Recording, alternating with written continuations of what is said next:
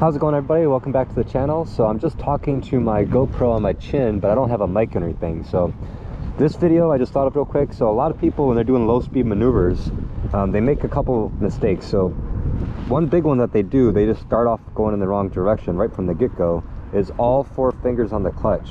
When you do that, you don't have any fingers wrapped around the handlebar to really control the bike, to be really assertive and turn those bars aggressively. So I recommend 2 or 3. You can always adjust your clutch lever either by the dial right here, or if your lever is actually adjustable. But if you do all 4, it's just going to limit you. 1 is probably, your finger's probably not strong enough to really pull it in and get right there, and 2 is enough. Sometimes I've used 2 for years and years, and now I use 3, but it really doesn't matter. But definitely 2 or 3. That way you at least have 1 finger wrapped around the handlebar to control it, while these 3 fingers or 2 fingers are in the friction zone. So the point when the bike begins to move is not until some point, right? It's only about 1/2 inch. It's not a lot. So whenever you're doing the maneuvers, you don't have to go all the way in and all the way out, because there might be a dead zone, right? So watch.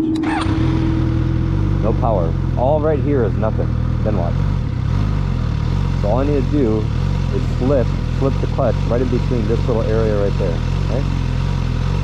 So 3 fingers. Check it out.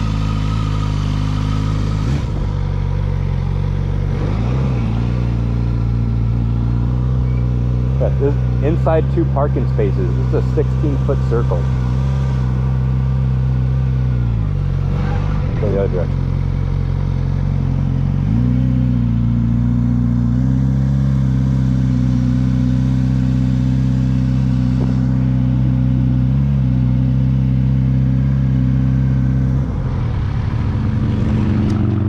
So as you can see, looking at my hand, I'm not going all the way in, all the way out. It's just right there in the friction zone. So 2 fingers, maybe 3. Go experiment. Tell me what you think. Hope this helps out your low speed maneuvers. Thanks for watching. Talk to you guys later.